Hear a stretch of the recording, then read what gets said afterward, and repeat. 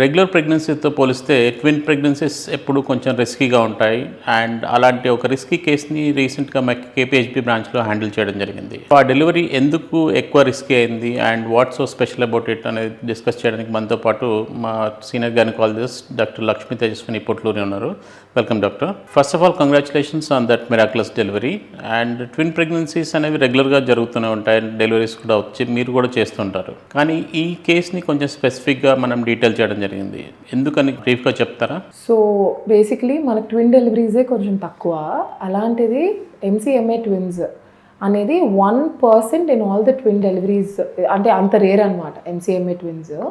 So that is why it special. And the other reason is ఈ patient స్పాంటేనియస్గా conceive అయ్యారు. There is no reproductive techniques or ఏమీ treatment కాకోకుండా she naturally conceived and she delivered MCMA twins. ఇందాక మీరు ఎంసీఎంఏ twin pregnancies అని చెప్పారు. స్పెసిఫిక్గా అంటే ఒక కామన్ మ్యాన్కి అర్థమయ్యేలాగా ఈ ఎంసీఎంఏ ప్రెగ్నెన్సీ అంటే ఏంటో చెప్తారా? బేబీ ఉండేది గర్భసంచి లోపల ఒక శాక్ ఉంటుంది, దాని లోపల ఒక ప్లెసెంటా ఉంటుంది, ప్లెసెంటాకి ఒక కార్డ్ తోటి బేబీ ఈజ్ అటాచ్డ్.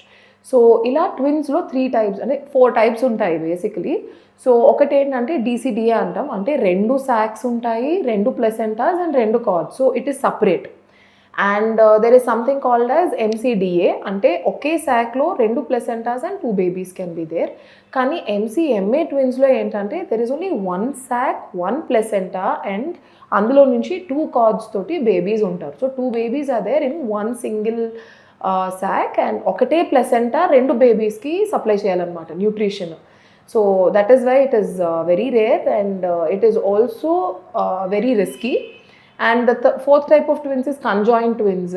సో వాళ్ళు అతుక్కుని ఉంటారు. So that is the 4th type of twins. So there are 4 types of twins. అందులో MCMA is rare and also little high risk. So MCMA pregnancies twin pregnancies అనేవి చాలా rare అని చెప్తుంటారు and maybe 1% అంటుంటారు. So ఎందుకని ఇది చాలా తక్కువ మందిలో వస్తుంది అండ్ వచ్చేవారిలో కూడా ఎందుకు వస్తుంది అసలు? We discussed ఎంసీఎంఏ అంటే there is only single sac and single placenta. ఇది ఎందుకు అవుతుంది అంటే బేసిక్గా డివిజన్ లెవెల్లో, అంటే బేబీ ఫామ్ అయ్యే టైంలో కన్సెప్షన్ ఎప్పుడైతే 18th to 13th డే మధ్యలో డివిజన్ అవుతుందో అప్పుడు MCMAs are formed. But usually division happens way before, కాబట్టి these are very rare. So normal twin ప్రెగ్నెన్సీతో పోలిస్తే ఎంసీఎంఏ ట్విన్ ప్రెగ్నెన్సీలో రిస్క్ ఎక్కువ అంటుంటారు. సో ఎందుకో కొంచెం చెప్తారా? ఇప్పుడు 2 ప్లెసెంటాస్ 2 సపరేట్గా బేబీస్కి న్యూట్రిషన్ సప్లై చేయాల్సింది ఒకటే ప్లెసెంటా ఇన్ 1 శాక్. ఒకటే placenta has to deliver nutrition. అంటే ఒక బేబీ ఎక్కువ రావడం, ఒక బేబీ తక్కువ ఉండడం, బాగా ఎక్స్ట్రీమ్లీ ఒక baby will be very healthy, ఒక బేబీ చాలా లో బర్త్ వెయిట్ ఉండడం, ఇలాంటి కాంప్లికేషన్స్ ఉంటాయి. అండ్ ఒకటే శాక్లో 2 బేబీస్ ఉంటారు కాబట్టి 2 కార్డ్స్ అనేవి, అంటే బేబీని ప్లెసెంటాని ఇంకా బేబీని కనెక్ట్ చేసే కార్డ్స్ అనేవి 2 cords most of the times ఒకదానికొకటి చిక్కుకోవడం, లేదా most of the times babies ప్రీటర్మ్గా డెలివర్ అవ్వడం, ఇలా కార్డ్ ఎంటాంగిల్మెంట్ అంటాం, ఇలాంటివి రావడము, బేబీకి న్యూట్రిషనల్ డెఫిషియన్సీస్ ఉండడము, ఎక్స్ట్రీమ్లీ ప్రీటర్మ్గా మనం డెలివర్ చేయాల్సిన అవసరం రావడం. సో ఇలాంటి రిస్క్ ఫ్యాక్టర్స్ ఎక్కువ ఉంటాయి. సో జనరల్లీ హెల్త్ రిలేటెడ్ కండిషన్స్లో ఏదైనా కానీ ఎర్లీ డయాగ్నోసిస్ హెల్ప్స్ లాట్ అని చెప్తుంటాను. సో ఈ ప్రెగ్నెన్సీ విషయంలోకి వస్తే దీన్ని ఎర్లీగా డిటెక్ట్ చేయడం వల్ల ఎలాంటి బెనిఫిట్ అనేది ఉంటుంది? సో ఎంసీఎంఏ ట్విన్స్ కరెక్ట్గా మనకు డయాగ్నోసిస్ కావాలంటే earliest scan is very important. So what we call as dating scan అనమాట, or early pregnancy scan. So అది మనం ఎప్పుడైతే పేషెంట్ ప్రెగ్నెన్సీ కన్ఫర్మ్ అవుతుందో అరౌండ్ 5 to 6 వీక్స్ మనం స్కాన్ చేసుకోవడం వల్ల మనకి ట్విన్ ప్రెగ్నెన్సీ ఐడెంటిఫై చేయడం easy. And also a type of twin pregnancy అనేది కూడా ఐడెంటిఫై చేసుకోవడం ఈజీ. ఒక్కొక్కసారి ఏంటంటే వానిషింగ్ ట్విన్ సిండ్రోమ్ అంటాము, అలాంటివి మనకి ట్విన్ ఉంది అని కూడా మనకు తెలియకుండా ఉంటాయి.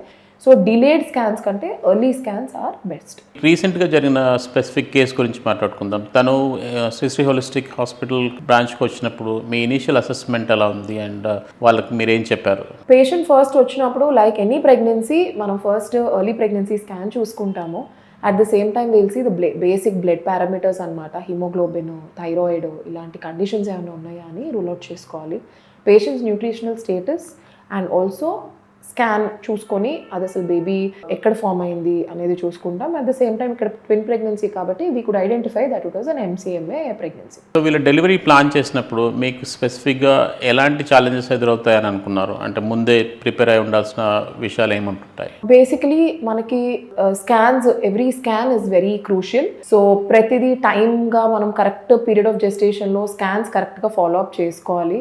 అండ్ డాప్లర్ స్టడీస్, ఇప్పుడు నార్మల్ ప్రెగ్నెన్సీ కంటే follow-ups and number of scans అనేవి ఈ పేషెంట్లో ఎక్కువ చూసుకుంటూ ఉన్నాము. Doppler studies we had to repeat because మనకి బేబీకి వెళ్ళే రక్త సరఫరా ఎలా ఉంది అనేది చూసుకోవడం చాలా ఇంపార్టెంట్. సో ఈ ఫ్యాక్టర్స్ అన్నీ కన్సిడర్ చేసుకొని ట్రీట్మెంట్ కూడా, మెడికేషన్ కూడా, సపోర్ట్ కూడా కొంచెం డిఫరెంట్ ఉంటుంది దాన్ నార్మల్ ప్రెగ్నెన్సీ. సో ఈ డెలివరీ టైంలో మీకు ఏదైనా క్రిటికల్ మూమెంట్స్ ఉన్నాయా? అంటే ఈ టైంలో వెంటనే నేను ఒక డెసిషన్ తీసుకోవాలి అండ్ అలా స్ప్లిట్ సెకండ్ డెసిషన్స్ తీసుకోవాల్సిన అవసరాలు ఉన్నాయి అన్న సిచ్యువేషన్స్ ఏమైనా వచ్చాయా? యూజువల్గా MCMA ట్విన్స్ డెలివరీ పీరియడ్ ఇప్పుడు నార్మల్గా మనం 38 వీక్స్ ప్లస్ డెలివరీ టైం పెట్టుకోవాలి అనుకుంటే, నార్మల్ ట్విన్స్లో up to 36 is okay, but MCMA ట్విన్స్లో maximum we can wait, we usually wait is the ideal time to deliver is only between 32 to 34 weeks. So we tried to wait 34 weeks వరకు, but మెల్లగా మనకి Doppler changes, baby first బేబీకి second బేబీకి కొంచెం wait difference అనేది start అయింది. So ప్రొఫిలాక్టిక్గానే మనం medications అన్నీ ఇచ్చుకొని బేబీ బ్రెయిన్ డెవలప్మెంట్కి, బేబీ లంగ్ మెచ్యూరిటీకి ఎర్లీగానే మనం మెడికేషన్స్ అన్నీ పెట్టుకొని we delivered both babies at 33 weeks. So స్పెసిఫిక్గా ఆ డెలివరీ డేకి వెళ్దాం. మీరు ప్రిపరేషన్ అనేది ఎలా ఉండింది? ఏ టీమ్ మెంబర్స్ని మీరు ఇందులో ఇంక్లూడ్ చేశారు? అండ్ స్పెసిఫిక్గా ఫ్యామిలీ కౌన్సిలింగ్ కానీ, babies once they got delivered ఎలాంటి కేర్ తీసుకోవాలి అనేది ఎలా ప్లాన్ చేశారు? MCMA ట్విన్స్ అనేది ఇప్పుడు 2 బేబీస్ అండి. And at the same time మనకి నార్మల్ ప్రెగ్నెన్సీ కన్నా బేబీ వెయిట్ అనేది చాలా తక్కువ ఉంటుంది. So we had to be very careful. It was an ఎలెక్టివ్గా మనం పోస్ట్ చేసుకున్నాము. And we had a senior anesthesiologist who was there. Kanna sir was there. He's the HOD. So sir was there for anesthesia. At the same time, we had a neonatologist, pediatrician team. We had excellent support from the pediatric side. We had a very good team of doctors who were already there. And NICU ki we have all the good setup for NICU. Munduga manam jagrattalu teeskunindayite ade, we were like the whole team was ready to receive the babies. We were ready if the baby needed NICU. So we were prepared in that way.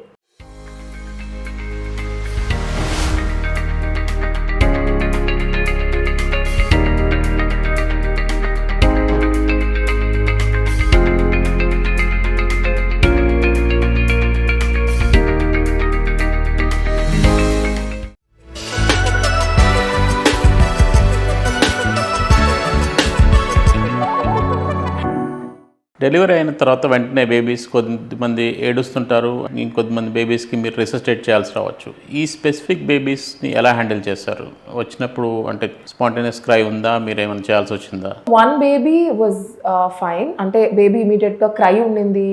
Both babies actually cried, but ఒక బేబీకి mild distress ఉండింది which is expected because both babies weights were only around 1.6 kgs. So ఒక baby weight అంటే respiratory distress ఉండడం వల్ల మనకి neonatologist was available కాబట్టి ఇమీడియట్గా we shifted the baby to NICU. But both babies were shifted to NICU because it whatever said and done 33 weeks delivery అది. So 33 weeksలో delivery అయినప్పుడు NICU admission అనేది it is expected.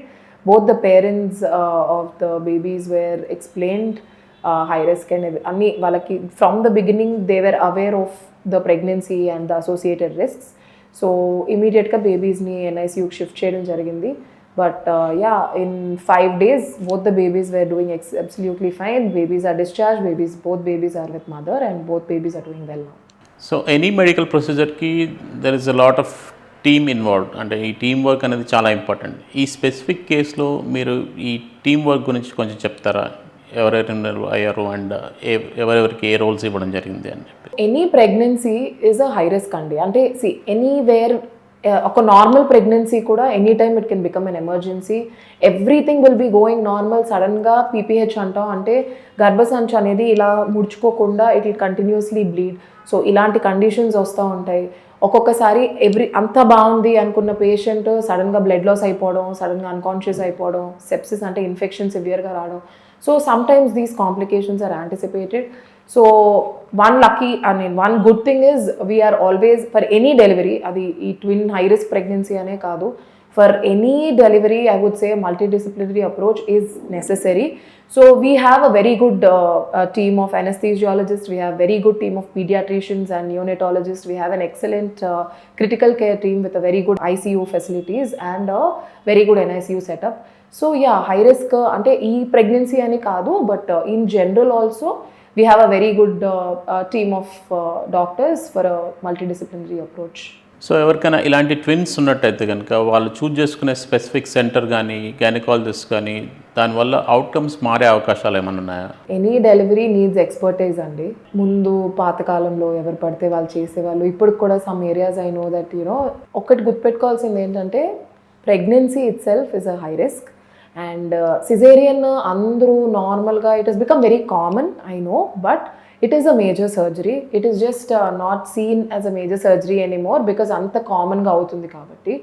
So you need expertise, you need experienced doctors to do cesarean section because ippudu cesarean lo complications anevi we cannot anticipate.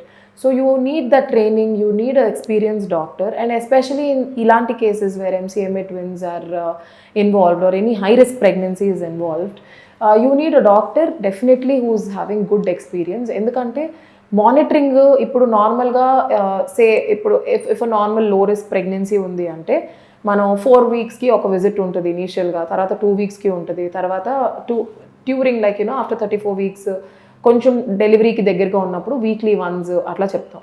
కానీ ఇలాంటి high risk కేసెస్లో some times from the beginning number of visits will increase, scans అనేవి ఎక్కువ చేయాల్సి వస్తుంది, blood test అనేవి మనం ఒక్కొక్కసారి రిపీట్ చేయాల్సి వస్తుంది.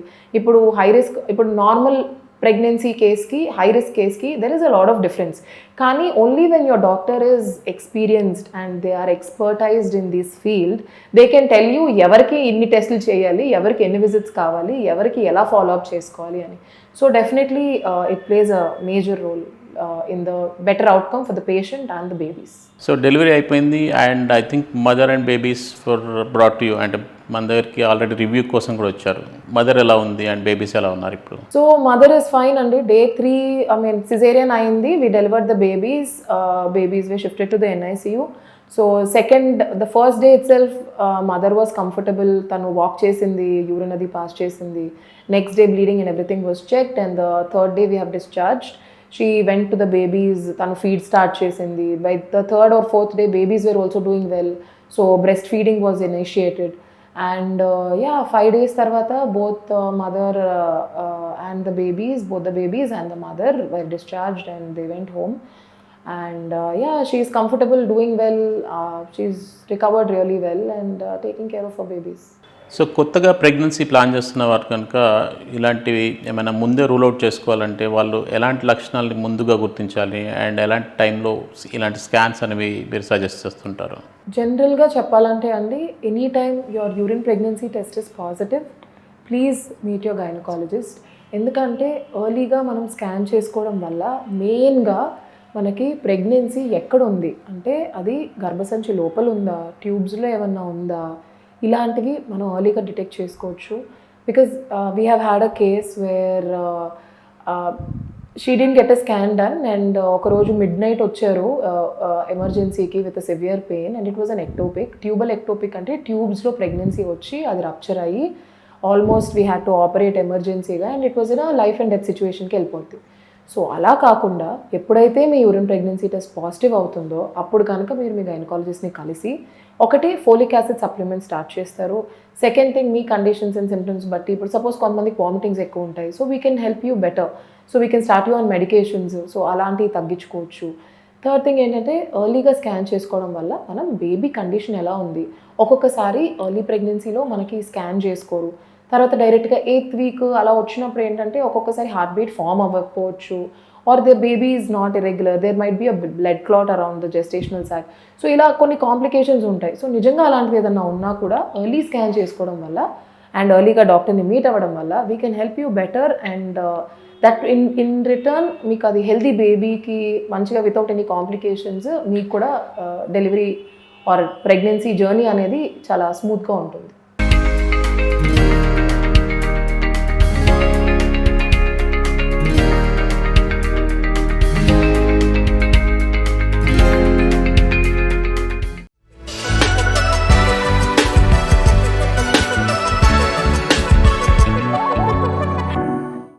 సో ప్రెగ్నెన్సీ కన్ఫర్మ్ అయిన తర్వాత మనం జనరలీ యాంటీనేటల్ స్కాన్స్ అనేది చేస్తుంటాం. ఆ స్కాన్స్లో ఇది డిటెక్ట్ చేయడానికి వాటి రోల్ అండ్ ఇంపార్టెన్స్ ఎలాగా ఉంటుంది? ఎర్లీ ప్రెగ్నెన్సీ స్కాన్ చేసినప్పుడే మనకి ట్విన్ ప్రెగ్నెన్సీ అనేది ఐడెంటిఫై అవుతుంది. అలాగే ఏ రకమైన ట్విన్ ప్రెగ్నెన్సీ ఇది అనేది కూడా తెలుస్తుంది. సో ఆ different types of twin pregnancies బట్టి మనకి ఫ్యూచర్లో అంటే నెక్స్ట్ అలాంగ్ ద ప్రెగ్నెన్సీ కూడా number of scans, number of visits and ఎలా ఫాలో అప్ ఉండాలి అనేది డెఫినెట్గా that will change depending on what type of twin pregnancy it is. So definitely ఎర్లీగా స్కాన్ చేసుకోవడం వల్ల మనకి ఆ డిఫరెన్స్ అండ్ మానిటరింగ్ అనేది తెలుస్తుంది. సెకండ్ థింగ్ ఏంటంటే చాలా కామన్గా నా ఓపీలో అడిగేది, మేడం ఇన్నిసార్లు స్కాన్స్ చేస్తున్నామో బేబీకి ఏమి ఇబ్బంది అవ్వదా అని అడుగుతూ ఉంటారు. మీకు అల్ట్రాసౌండ్ అనేది రేడియేషన్ కాదు and it is absolutely safe in pregnancy. And అలా మనం మానిటర్ చేసుకోవడం వల్లనే మనకి బేబీకి ఏదైనా ఇబ్బంది ఉన్నా కూడా తెలుస్తుంది. So early pregnancy scan 11 around 12 weeks we suggest for an NT scan that has to be done around 5 months. First scan చేసుకుంటాం, తర్వాత గ్రోత్ స్కాన్ చేసుకుంటాం. ఇన్ కేస్ ఏదైనా హై రిస్క్ ఉంటే మీ డాక్టర్ మీకు ఇంకా వేరే ఎక్స్ట్రా స్కాన్స్ ఆర్ అడిషనల్గా కూడా in between they might have suggested which you have to follow. So I would like to say మీ డాక్టర్ నిజంగా మీకు ఎక్స్ట్రాగా ఏమైనా స్కాన్ ఎక్స్ట్రాగా చేయించాలి ఆర్ ఎనీ బ్లడ్ టెస్ట్ చెప్పారు అంటే please be under routine follow up, trust what your doctors are saying. ఈ మధ్యన సోషల్ మీడియాలో అది ఎక్కువైపోయి you are not following a genuine source. So I would request you to be careful, go to a proper source for information. And మీ doctors చెప్పేది మీరు ప్రాపర్గా follow up అయితే it will be a very smooth pregnancy journey. You will have a healthy baby and it is good that way. So don't depend on unreliable sources, trust what your doctor is saying, and antenatal checkups and scans are mandatory, and just follow your doctor's orders. So ఇప్పుడు twin ప్రెగ్నెన్సీతో ఎవరైనా చూస్తున్నట్టయితే కనుక ఈ షోని, వాళ్ళకి మీరు స్పెసిఫిక్గా ఎలాంటి కేర్ అనేది సజెస్ట్ చేస్తారు అండ్ ప్రికాషన్స్ ఏం తీసుకోవాలని చెప్తుంటారు? కేర్ అండ్ ప్రికాషన్స్ అంటే అగైన్ అండి, లైక్ ట్విన్ ప్రెగ్నెన్సీలో ఇప్పుడు సింగిల్ బేబీ ఉన్నదానికి 2 babies ఉన్నదానికి there is a difference. Baby weight అనేది ఇప్పుడు ఒక బేబీ ఇప్పుడు సపోజ్ 3.5 kgs మధ్యలో పెరిగే స్కోప్ ఉంటే 2 babies కలిపి మనకి around 1.8 kgs. That is if you are reaching term around 2 kgs ఉంటారు. సో ఈచ్ బేబీ అంటే ఒక baby maximum up to 4 kgs అంటే ఇక్కడ 2 babies కలిపి they are going up to 4 kgs. So baby weight is less. So మీరు ఏం చేయాలి, nutrition అనేది హెల్దీగా తీసుకోండి. మీ సప్లిమెంట్స్ ఇప్పుడు iron, calcium or folic acid supplements మీ డాక్టర్స్ ఏవైతే చెప్తారో follow it regularly. Some times you might need additional medications depending on your conditions. అది మీ డాక్టర్ సజెస్ట్ చేస్తే ఖచ్చితంగా తీసుకోండి. ఫాలో అప్ స్కాన్స్ అనేది you have to do properly. అంటే ఎప్పుడు చెప్పినా ఆ టైంకి చేసుకోవడం వల్ల మనకి ఇప్పుడు నిజంగా బేబీకి ఏదైనా ఇబ్బంది ఉన్నా ఎన్టీ స్కాన్ లేకపోతే కొన్ని blood test like double marker అంటాం, లేకపోతే NIPT అంటాం, ఇలాంటి బ్లడ్ టెస్ట్ చేసుకోవడం వల్ల ఎర్లీగా డిటెక్ట్ చేసుకోవచ్చు. టిఫా స్కాన్ ఆర్ అనామలీ స్కాన్లో బేబీ ఆర్గన్స్ గ్రోత్ ఎలా ఉంది, ఆర్గన్స్ అన్నీ కరెక్ట్గా, అవయవాలన్నీ కరెక్ట్గా ఫామ్ అవుతున్నాయా, ఇలాంటివన్నీ ఇన్ఫర్మేషన్ మనకి క్లియర్గా తెలుస్తుంది. సో డూయింగ్ ప్రాపర్ స్కాన్స్ చేసుకొని మనము ప్రాపర్ ఫాలోఅప్లో ఉంటే that is the best suggestion I would give. And మీ ఫోలిక్ యాసిడ్ సప్లిమెంట్స్ కానీ ఐరన్, కాల్షియం కానీ స్కిప్ చేయొద్దు. అట్ ద సేమ్ టైం మీ డైట్ అనేది బ్యాలెన్స్డ్గా ఉండేలాగా చూసుకోండి, కొంచెం ప్రోటీన్ ఇంటేక్ బాగా ఉండేలాగా చూసుకోండి.